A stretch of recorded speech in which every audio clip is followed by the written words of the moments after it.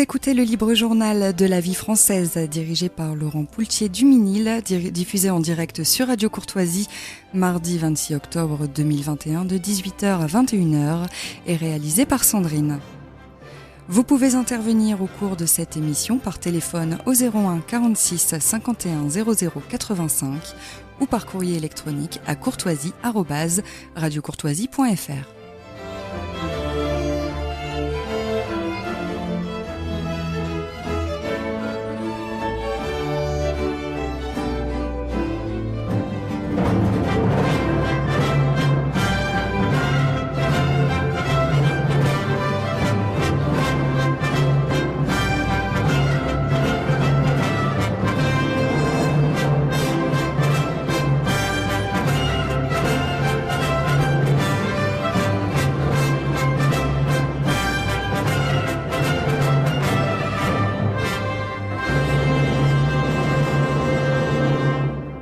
Chers auditeurs de Radio Courtoisie, bonsoir, bienvenue dans ce nouveau Libre Journal de la vie française, Libre Journal de la vie française, chers auditeurs, dans lequel, cette fois-ci, nous avons essayé de coller comme d'habitude à l'actualité, mais également de fêter quelques anniversaires.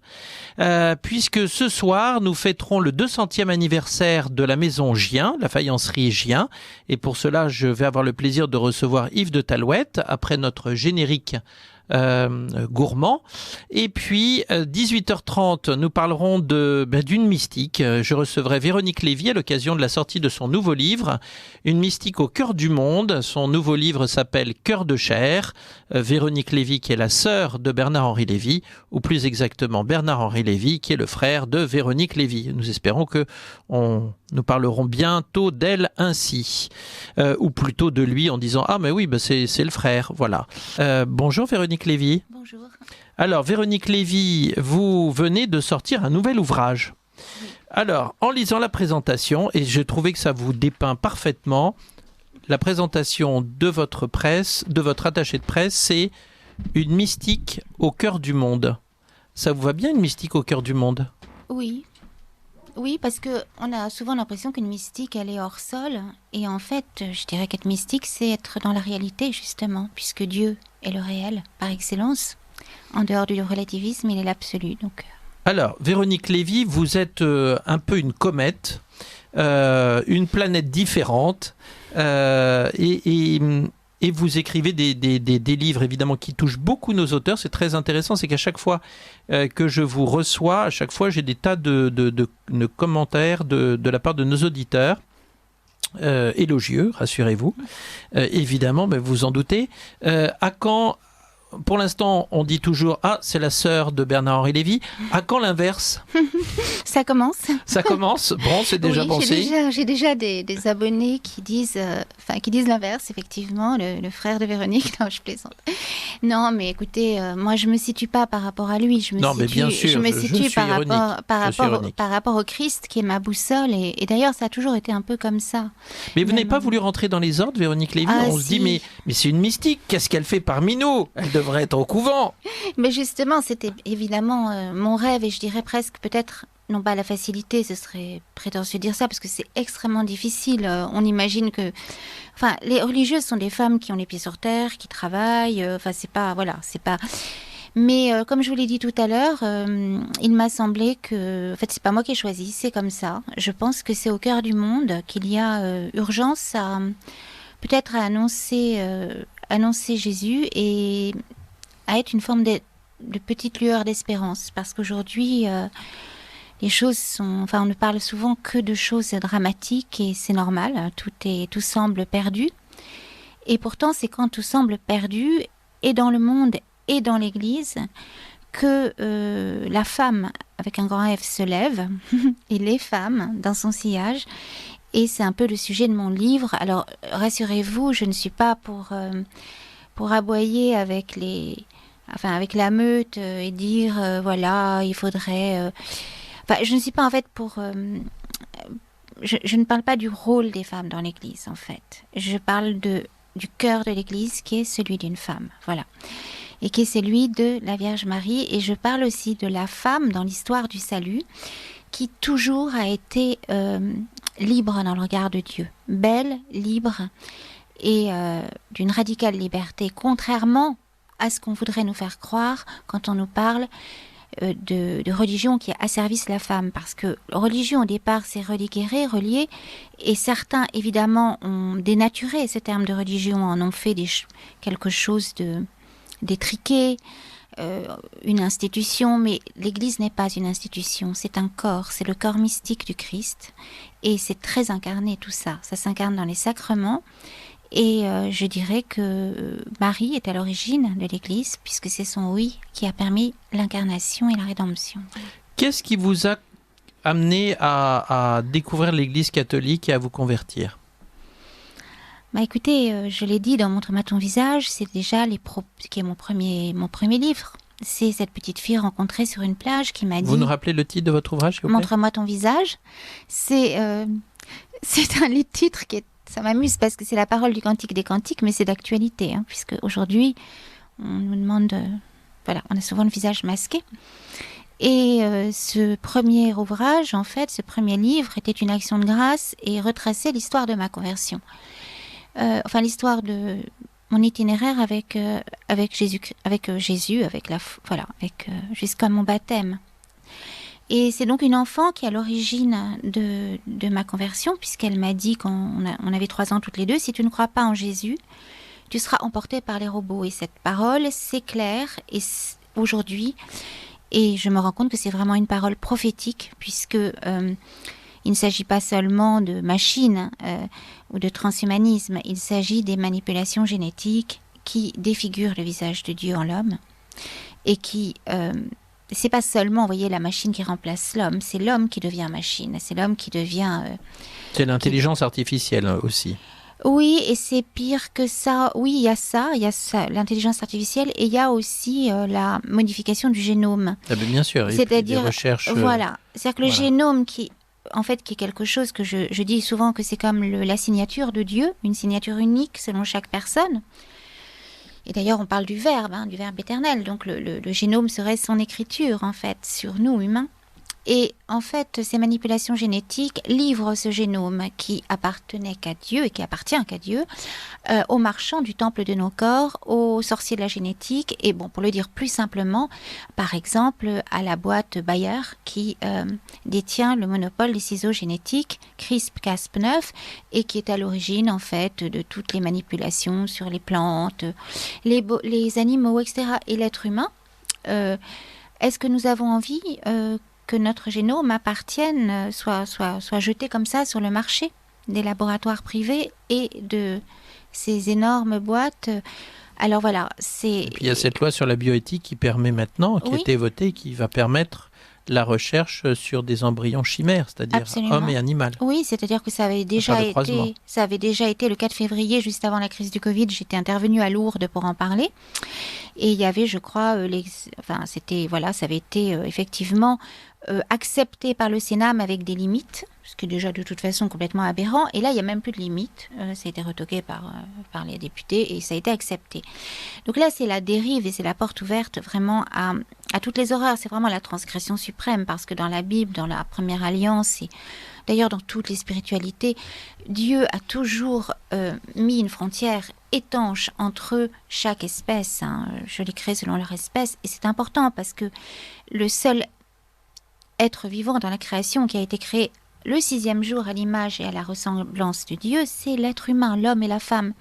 Et donc, ce que veulent faire ces gens, c'est défaire cette ressemblance et nous rendre pire encore que des animaux. Donc, dans Cœur de chair, le livre qui est sorti donc le 6 octobre, j'en parle dans le premier chapitre et dans la première partie, dans la dernière partie. Et donc, la conversion, c'est cet enfant qui m'a dit cela, et puis c'est évidemment la Vierge Marie, et c'est donc... on retrouve dans votre ouvrage, évidemment, elle est le qui anime votre ouvrage, central, absolument. Alors, justement, nous arrivons à votre ouvrage. Donc, le deuxième ouvrage s'appelle justement Jésus-Christ et les robots. Non, Adoration, et le troisième... Ah, pardon, c'est le troisième. Oui, Jésus-Christ et les robots, c'est le troisième. Voilà. C'est le troisième. Alors... pourquoi ce livre maintenant ? Qu'est-ce qui vous a animé ? Je vous remercie. Qu'est-ce qui vous a animé pour vouloir écrire ce livre maintenant ? C'est une histoire assez amusante et je pense que Dieu a beaucoup d'humour et qu'il orchestre vraiment tout merveilleusement bien. En fait, c'est assez fascinant. En fait, vous savez qu'aujourd'hui, nous sommes en pleine crise avec le rapport de la SIAZ et que certaines personnes ont demandé la démission des évêques. Oui. Comme Madame Anne Soupa, par exemple. Mais ça, nous en parlerons tout à l'heure. Mais on est en plein sujet. Parce que Madame Anne Soupa, sans le savoir, de manière indirecte, est un petit peu à l'origine de ce livre. Ah bon? Parce qu'en fait... Non, mais attendez, c'est pas... Et son rapport est sorti bien après votre... Oui, mais je vais vous expliquer. En fait, Famille chrétienne m'avait demandé, en 2020, de répondre, d'écrire une lettre en réponse à Madame Anne Soupa dans Famille chrétienne, qui s'était proposée à l'archevêché de Lyon. Et donc, j'ai écrit une lettre. Attendez, elle s'était proposée à l'archevêché de Lyon? Oui, elle avait posé sa candidature pour être archevêque de Lyon. Ah, c'était elle? Et c'était elle. Et donc... Et on est allé la chercher, elle, pour refaire le rapport? Ah bah écoutez, je sais... Non, je crois simplement qu'elle n'est pas dans le rapport, elle a simplement demandé la démission des évêques. Ah bon, d'accord, voilà. Oui, d'accord. Mais donc, vous allez voir, tout est tout à fait... donc on me demande de répondre une lettre à Madame Anne Soupa pour, en tant que convertie, lui donner mon impression, ma conviction sur les femmes dans l'Église. Et donc, j'écris une lettre dans Famille chrétienne qui est encore sur le net, ma lettre à Anne Soupa, bon voilà. Et c'était, je crois, en avril 2019, en 2020, pardon, en avril 2020, quelque chose comme ça. Bon, je ne sais plus très exactement. J'écris cette lettre et évidemment, je parle de Marie, de Sainte Marie-Madeleine, de toutes ces saintes qui ont fondé, qui ont porté l'Église, évidemment, de Sainte Jeanne d'Arc, etc. Et en fait, de répondre que non seulement l'Église est tout sauf misogyne, mais surtout que ce cœur qui anime l'Église est un cœur de femme, cœur C-H-E-U-R, comme le chorus, et cœur, comme un cœur qui bat, et qui est le cœur de la Vierge, évidemment. Mais je l'ai dit très rapidement dans une lettre. Et suite à cette lettre, j'ai eu les éditions Artege qui m'ont commandé un livre sur la femme dans l'Église. Donc ils avaient apprécié votre article. Voilà. Et donc, c'est la genèse de ce livre, c'est cela. Et j'ai dit oui tout de suite parce que souvent Dieu passe à travers les personnes, les événements. Et comme la féminité est un sujet qui n'est pas évident, même pour une femme, parce que, on a tous, hommes ou femmes, parfois, quel est notre rapport avec notre identité sexuelle, etc. J'ai accepté. Et j'ai dit oui. Et alors, je me suis rendu compte que c'était un travail énorme. Et je me suis laissée guider, je me suis laissée porter. Et je suis partie au départ, la toute première partie, qui est très courte, rassurons-nous, où je parle de moi, de mon expérience et d'un traumatisme que j'ai vécu, hélas, dans la petite enfance. Au même moment où cet enfant me parlait de Jésus, il y a eu une intrusion dans l'intégrité du corps. Je le dis joliment, c'est plus cru dans le livre. Et donc, je parle de ça, non pas par voyeurisme, si vous voulez, ou par... je l'avais déjà évoqué dans Mon trauma ton visage, mais pour dire comment, suite à ce traumatisme-là, qui est plus qu'un traumatisme, qui est on peut dire que c'est comme un crime par rapport à quelque chose. Il y a quelque chose qui ne se reconstitue jamais à fait suite à ça. C'est pour ça qu'on dit pédocriminalité. Alors moi, c'était absolument pas dans l'Église. C'était une personne qui était, peu importe, extérieure à mon univers, mais qui, en revanche, je revoyais souvent, malheureusement, parce qu'elle était sur un lieu où j'allais, enfant. Bref. Donc comment, par rapport à ça, par rapport à une féminité dévastée, Saint Paul nous dit votre temple est un corps, et c'est pour cette raison que je suis très sensible à tout ce qui est manipulation génétique, crime contre l'intégrité physique, avortement, etc. Parce que je pense que ce sont toujours, sous couvert de liberté ou de modernité, des attaques à l'intégrité physique et à l'intégrité de l'âme, du coup, puisque le corps et l'âme sont une unité profonde, parce qu'on a tendance à les séparer. Donc, comment se reconstruire face à ça? Mais j'aime pas le mot reconstruire, qui a des relents un peu freudiens, un peu psy, j'aime pas. Comment se relever par rapport à ça? Comment survivre, en fait? J'étais vraiment détruite, etc. Et il y avait un moment, je reste très pudique, mais j'ai fait des bêtises. Et il y a un moment où je suis dans une chambre toute blanche, et il y a rien dans cette chambre. Une seule image au-dessus de mon lit, l'image de la Vierge Marie. Et cette image, ce visage de femme, était mon rayon de soleil. Il était mon espérance, en fait. Il était comme un radeau quand tout vous engloutit, vos propres pensées, vos hantises, il était vraiment, l'étoile comme une petite étoile, voilà. Ou la lumière, voilà. Voilà, la veilleuse allumée dans la nuit, exactement, tout ce que vous pouvez imaginer. Et donc, il y avait cette image, c'était une vierge du haut Moyen-Âge, je crois, qui portait l'enfant Jésus, mais moi, je ne voyais que son corps retourné vers ce que je croyais être un ange. Et donc, je pensais que c'était une annonciation.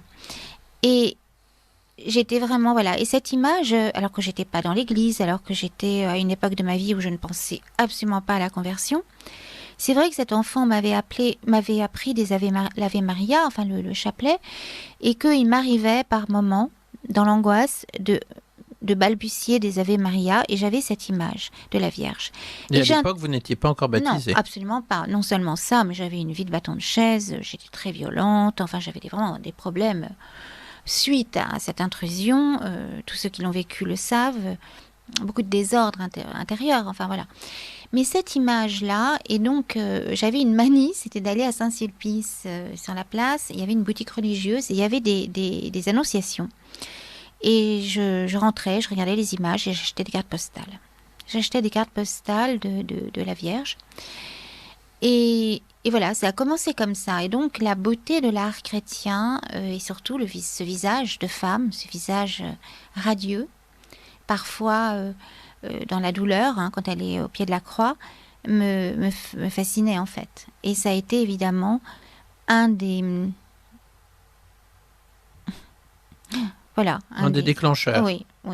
En plus, évidemment, de choses mais que je raconte dans mon premier livre, donc je ne vais pas en reparler, mais la parole de cet enfant, mais des songes incroyables. Et j'en raconterai un seul, que j'ai fait il n'y a pas longtemps, donc, et qui est justement comme un signe pour moi de l'Église des derniers temps, en fait.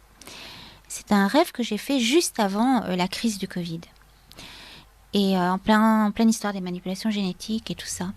J'étais en fait dans ce rêve, il se passait rien.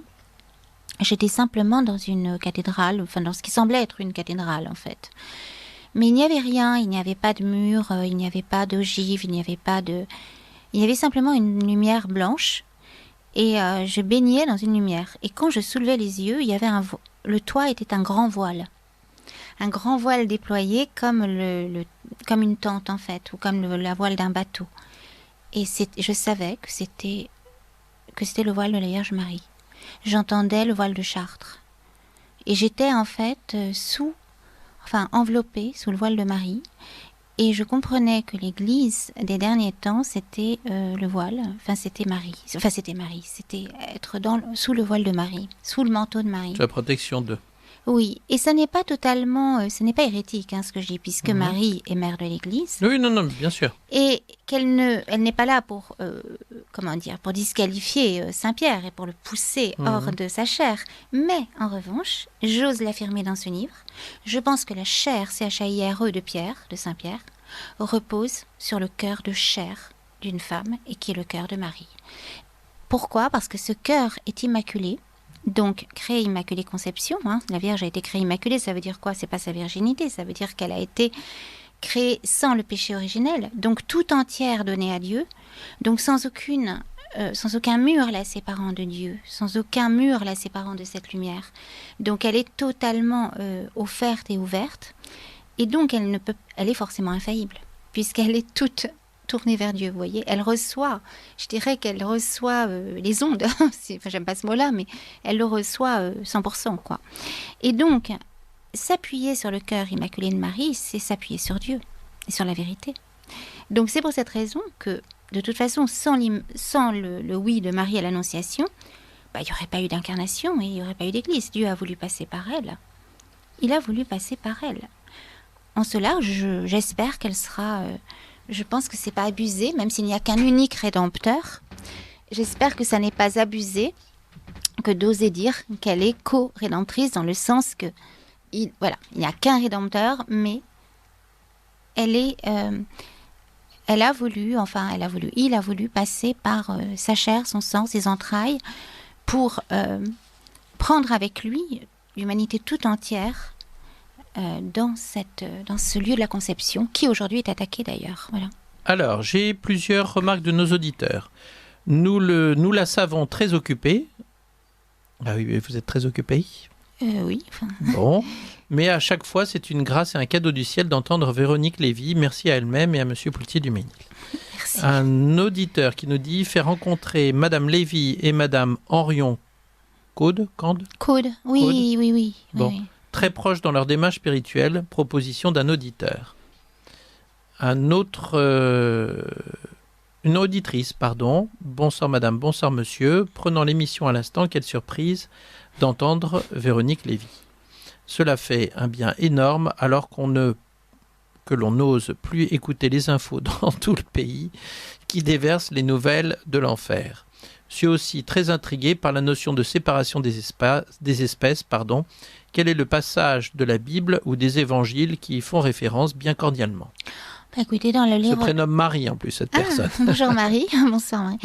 Dans le livre de la Genèse, les choses sont très claires. Il y a alors ce qu'on appelle, ça a été traduit par jour, plusieurs jours. En fait, ce seraient des périodes. Et moi, j'ose dire dans le livre que ce sont des degrés d'amour. Non plus des jours ni des périodes, mais des degrés d'amour. Et j'explique pourquoi dans le bouquin. C'est que beaucoup de scientifiques disent que avant le Big Bang, il n'y avait pas de temps. Et ça m'a absolument illuminée. Quand j'ai entendu ces paroles de scientifiques, j'ai compris, j'ai eu comme une illumination par rapport au péché originel. Le Big Bang, pour moi, est la rupture et la fragmentation où une partie de la création tombe dans l'espace-temps. Voilà. Donc, suite à tout ça... on sait que le temps est un... Voilà. En Dieu, de toute façon, il n'y a pas de temps. Et j'ose imaginer je pense que Adam et Ève, dans le jardin... dans l'Éden, était hors du temps. Hors du temps, c'est-à-dire voilà. Et du coup, tout se tient après. C'est pas du tout. Je crois qu'il y avait un grand cardinal qui avait écrit un livre. Je me suis rendu compte qu'il disait un peu la même chose. Je me souviens plus son nom. Je me demande. Bon, écoutez, je ne sais plus. Alors, pour répondre à cette question, effectivement, dans le livre de la Genèse, le récit de la création. Il y a le premier jour, le deuxième jour. Donc, moi, je pense que c'est des degrés. Et le 7e jour, le 7e degré, qui serait le grand repos de Dieu, où il entre en lui-même. L'homme et la femme sont créés le 6e degré, donc tout contre son cœur. Comme par hasard, Ève est née du cœur d'Adam, et l'Église est née du cœur du Christ. Donc tout se tient, la nouvelle Ève, voilà. Mm-hmm. Mais les animaux sont créés, je crois, le 5e, si ma mémoire est bonne, j'espère que je ne dis pas de bêtises. En tout cas... Voilà, mais en tout cas, surtout, ce qui est très important, c'est que Dieu dit, selon leur espèce. À chaque fois qu'il crée un être vivant, il dit, nous le créons selon son espèce. Chacun doit se reproduire, il le dit, chacun se reproduira selon son espèce. Et en plus, il parle de reproduction, donc c'est vraiment... Et enfin, il y a une chose qui est encore plus belle, c'est que Adam et Ève, d'une certaine manière, sont le couronnement de la création. Bien sûr. Puisque, c'est surtout vous les femmes, puisque c'est oui, c'est ce que je dis, mais je me suis fait traiter de... De quoi j'ai répondu à une question là-dessus. En fait, non, mais quelque part, je rejoins nos sœurs féministes, mais un féminisme mais non, tout à c'est fait... pas pareil. Oui, non, c'est mais pas je plaisante. Le vrai féminisme, c'est de dire que c'est la vérité, c'est-à-dire qu'Adam est né de la glaise. D'ailleurs, Adam veut dire le glaiseux, le terreux, et Ève est née du cœur d'Adam, de sa côte, donc de sa chair et de son cœur. On dit côte, mais c'est tout près de son cœur. Et pendant son sommeil, pourquoi le tardéma, ce profond sommeil, qui s'appelle la tardéma en hébreu, c'est un sommeil où on s'oublie en fait. Et moi, j'ose imaginer que c'est en s'endormant, je ne sais plus qui disait, il ne s'agit pas de connaître, mon cher monsieur, il s'agit de perdre connaissance. Je crois que c'était Sioran qui disait cela. Alors, pardon de citer, mais c'est beau parce que, à moins que j'ai peut-être fait une erreur, c'est peut-être quelqu'un d'autre, mais dans cette perte de connaissance, on s'oublie pour regarder vers l'autre. Et vers le tout autre, c'est qui regarde vers lui resplendira sans ombre ni trouble au visage, dit le psaume. Or, le problème de l'Église d'ailleurs aujourd'hui, c'est qu'elle se regarde beaucoup elle-même, de l'Église, du monde dans lequel on vit. Mais ça, c'est un aparté.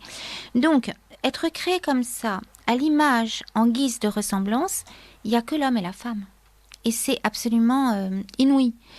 Cette ressemblance, cette image de Dieu en l'homme, c'est ce que je disais tout à l'heure, c'est la signature de Dieu à l'apparition du génome.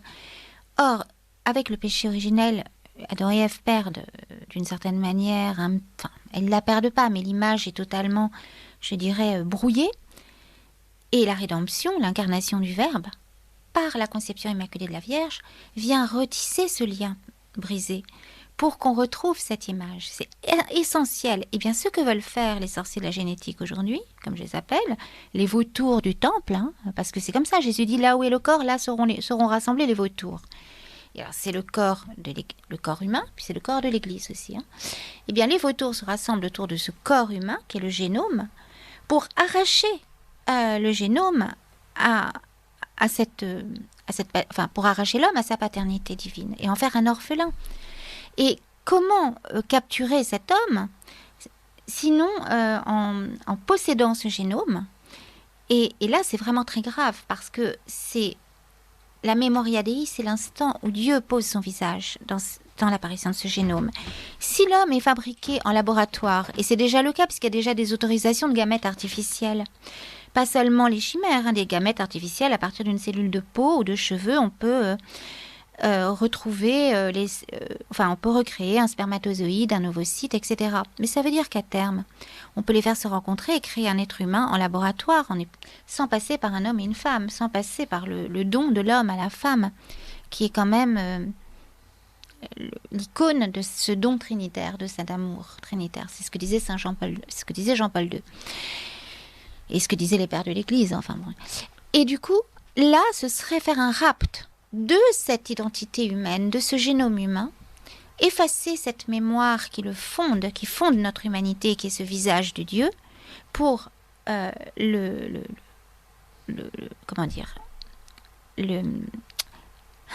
capturer dans les filets dans cette mémoire artificielle, si je peux l'exprimer, de l'antichrist.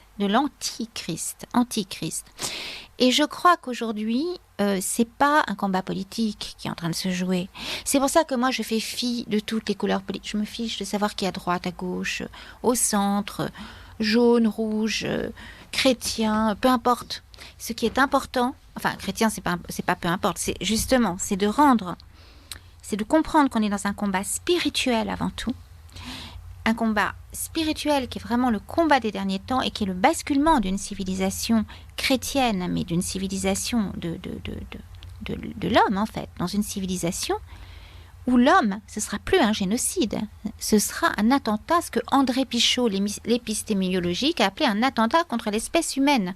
Un crime contre l'humanité, a dit la conférence d'Oviedo. Donc c'est un basculement dans quelque chose qu'on ne peut pas imaginer encore, et qui est un enfer sur terre. Mais Marie l'a dit. Mon cœur immaculé triomphera. Et c'est aussi, surtout, un peu le thème sujet de ce livre. C'est le sujet de votre livre. Oui. Alors, nous terminons par cela, puisque mon invité suivant est déjà arrivé. Bonjour Guillaume Henry. Guillaume Henry, donc, qui dirige la nouvelle revue sur le patrimoine. Donc, on continuera à parler du beau. Voilà, quelque part, et de l'harmonieux. Mais avant ça, je voulais lire donc 2 informations de la part de nos auditeurs. Le premier nous dit « Appui chaleureux de faire rencontrer Madame Lévy et Orion Code ». J'ai un autre auditeur qui nous dit « 1001 merci pour cette parole de vérité. Cette race vipère devra rendre des comptes bien plus tôt qu'elle ne l'imagine ». Alors moi, je voudrais terminer sur votre ouvrage. D'abord, dire que, écoutez, il tombe bien votre ouvrage, puisqu'il y a un très beau film qui est sorti sur Fatima. Oui. Voilà, donc il faut vraiment inviter nos auditeurs à aller le voir, qui est fait par un cinéaste italien qui n'est même pas croyant, c'est ça qui est extraordinaire, mais qui a fait un film qui est magnifique par la beauté des images et par le message. On voit qu'il est vraiment intrigué de toute façon. Mais l'église sur de la religion. fin des temps, c'est l'église de Marie. Exactement, donc voilà. C'est votre ouvrage. Il n'y a qu'une question que je ne vous ai pas posée, moi qui me brûle les lèvres, c'est, je lis, Cœur de chair, vous l'avez écrit, c'est H-O-E-U-R. Pourquoi ce titre? Et le deuxième, c'est Le cœur de l'Église est une femme. Et femme, vous avez mis un F minuscule. Oui, alors c'est l'éditeur qui a rajouté Le cœur de l'Église est une femme. Peut-être aussi pour dire qu'on n'est pas en train d'idolâtrer la femme, que c'est la femme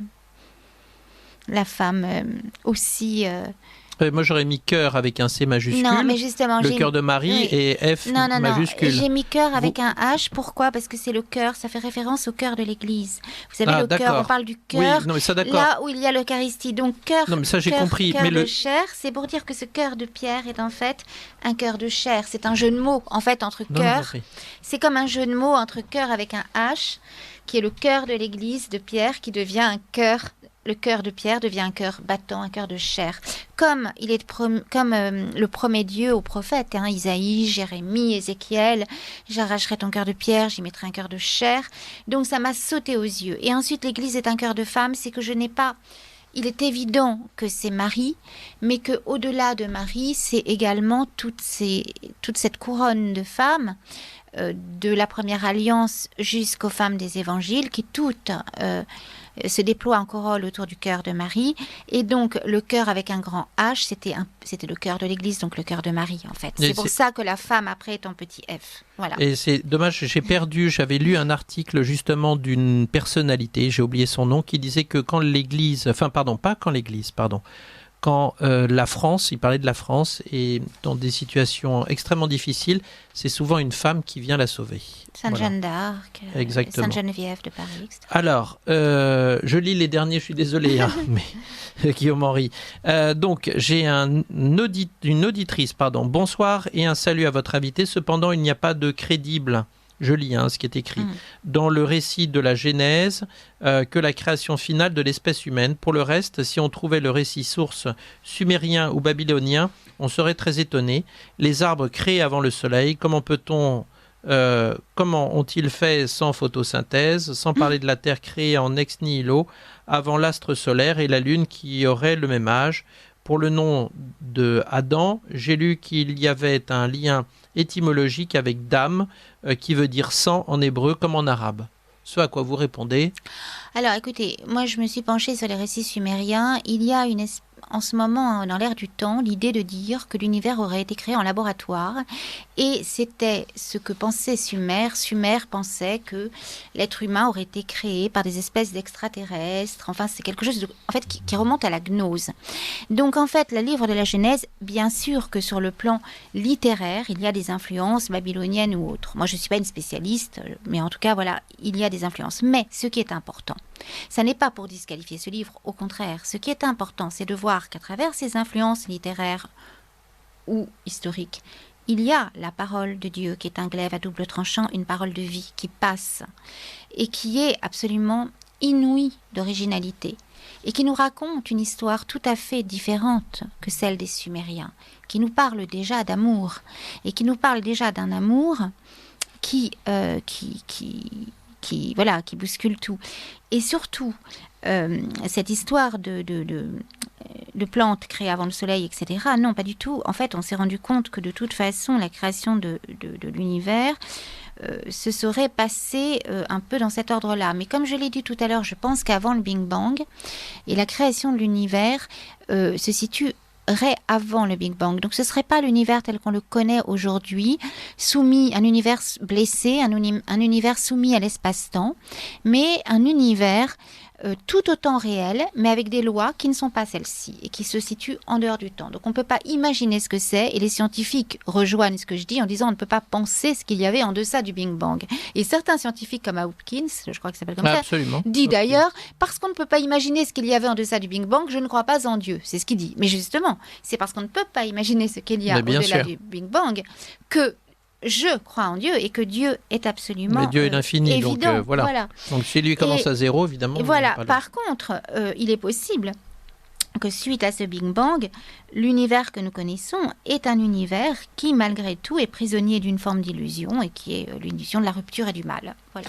Alors, désolé de vous interrompre, et je termine. Un grand merci à Véronique Lévy. Je partage ses derniers propos sur les maléfices que déjà Steiner avait prédits. Je rappelle le titre de votre ouvrage, j'en rappellerai également tout à l'heure. Véronique Lévy, Cœur de chair, le cœur de l'Église est une femme, aux éditions Artege. Artege, Véronique Lévy, le cœur de chair.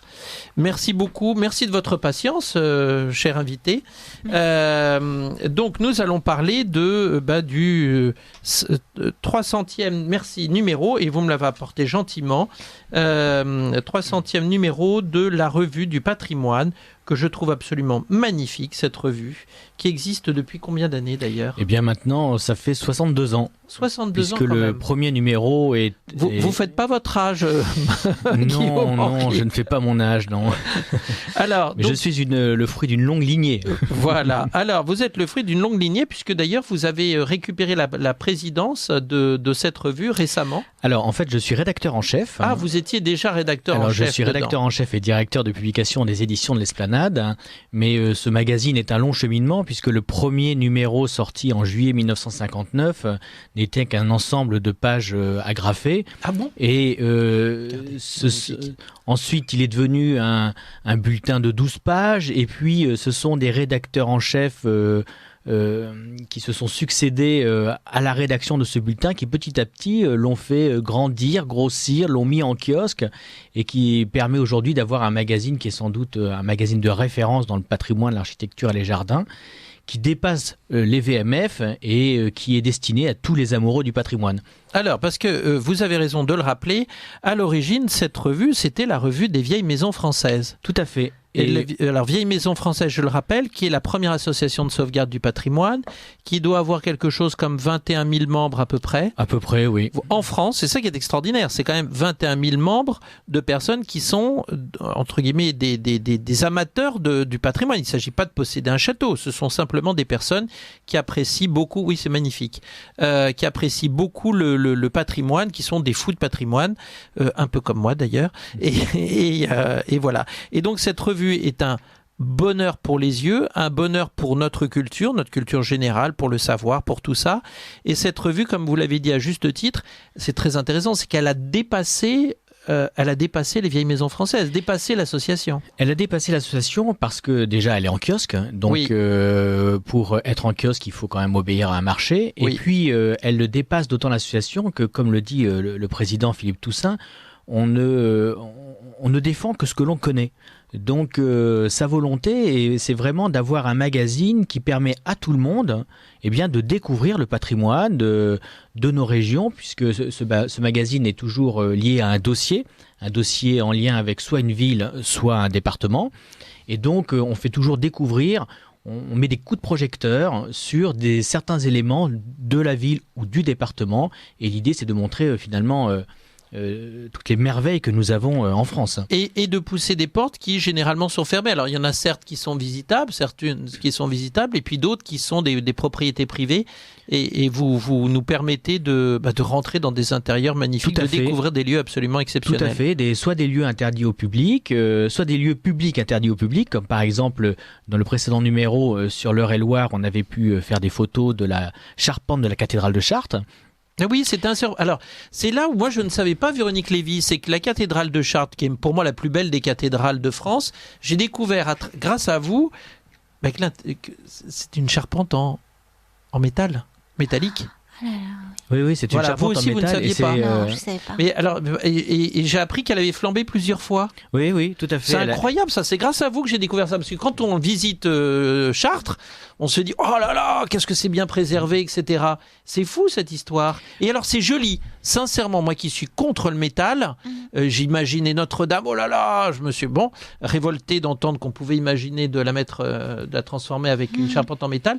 Honnêtement, ce qui était fait à Chartres, vos photos, on se dit waouh, ça fonctionne. Oui, en plus c'est un espace vide, donc c'est très graphique. C'est-à-dire qu'on voit la montée de cette charpente et c'est magnifique. Et elle est travaillée, elle est quand même travaillée. Elle est travaillée. Et alors, une des particularités du magazine, c'est que d'abord on envoie toujours un photographe sur le lieu de notre dossier. Oui. Et puis on essaye d'avoir des auteurs qui sont des grands spécialistes.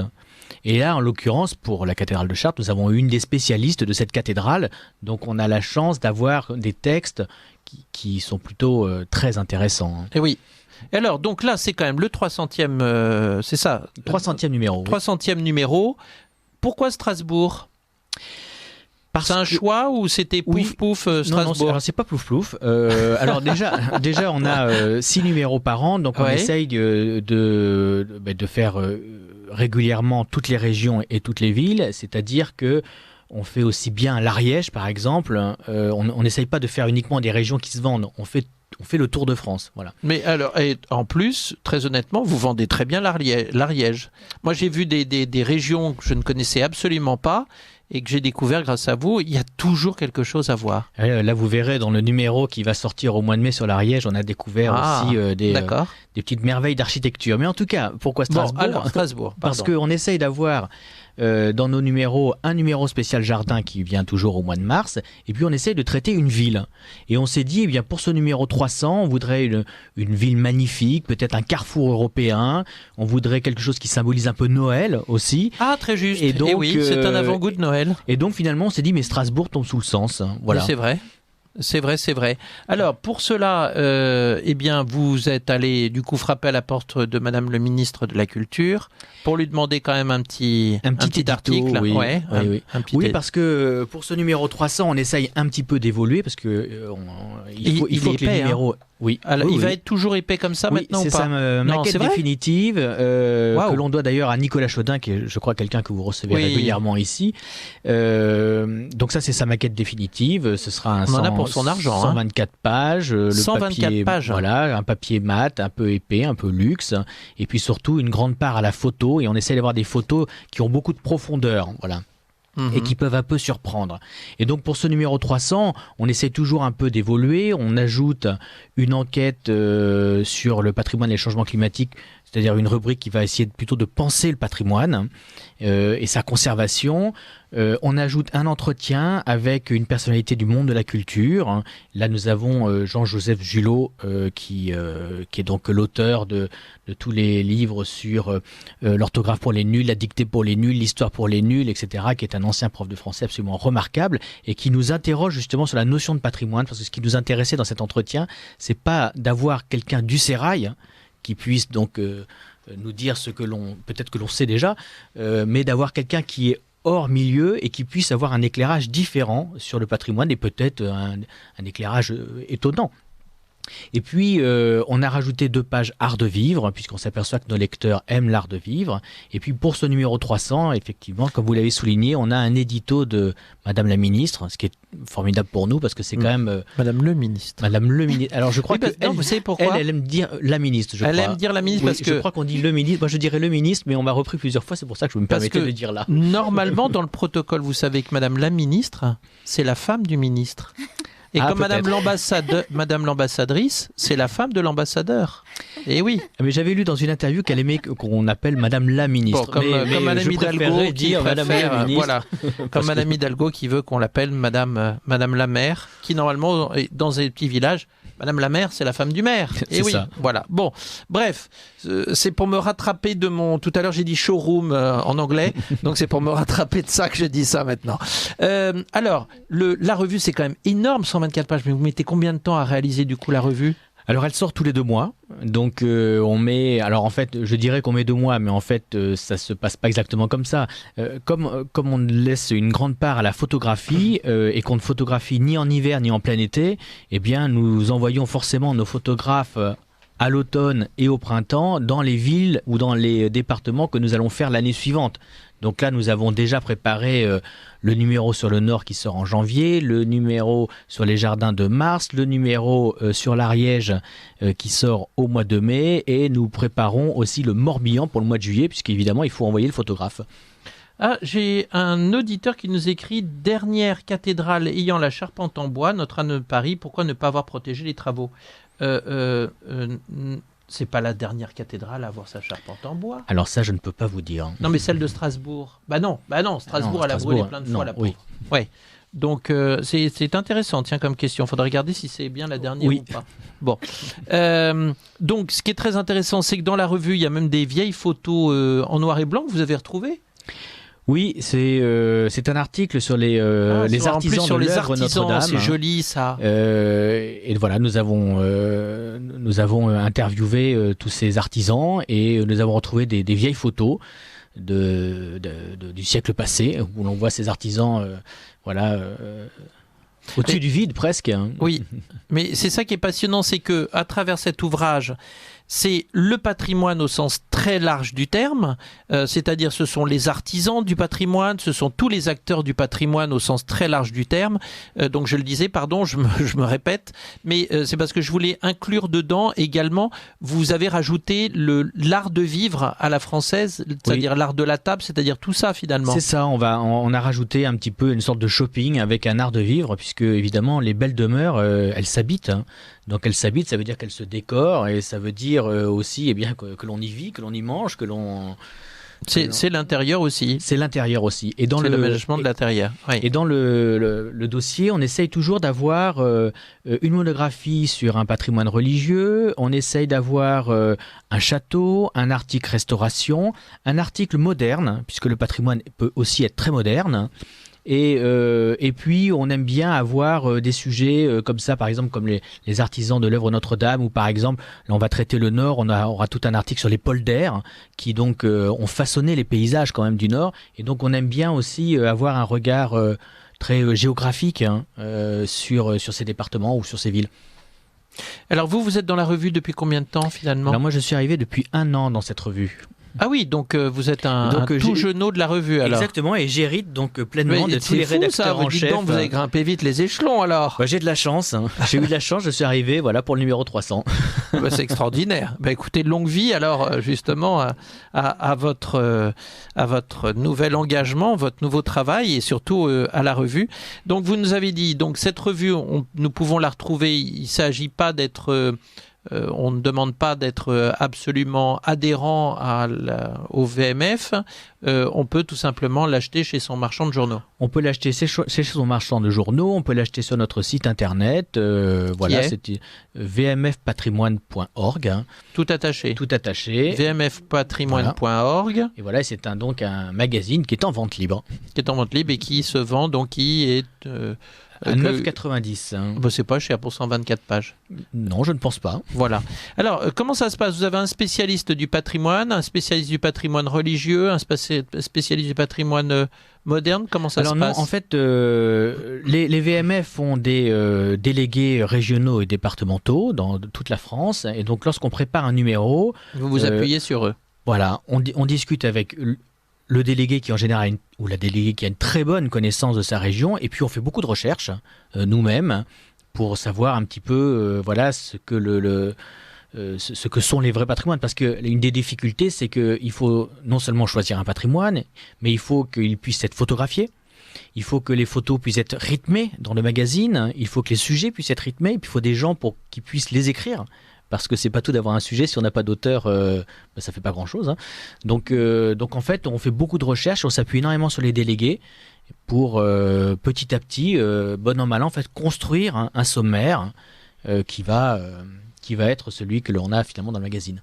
Alors, il faut peut-être le rappeler, les VMF travaillent avec les autres associations de sauvegarde du patrimoine, pleinement vraiment en lien, puisque d'ailleurs je crois qu'il y a un échange je ne vais pas dire de président, mais il y a des membres des autres associations de sauvegarde du patrimoine qui viennent et qui font partie également du conseil d'administration, c'est ça ? Oui, on a parmi les membres des VMF, il y a des membres de l'ADH et d'autres associations. C'est la demeure historique. La demeure historique, oui. Les maisons paysannes de France, etc. Et inversement, certains membres des VMF sont aussi membres d'autres associations. Il n'y a pas d'ostracisme. Hein, non, au contraire, il y a un travail en bonne intelligence. Bien sûr. Et Stéphane Bern dans tout ça ? Stéphane Bern, ce sera l'entretien de notre prochain numéro.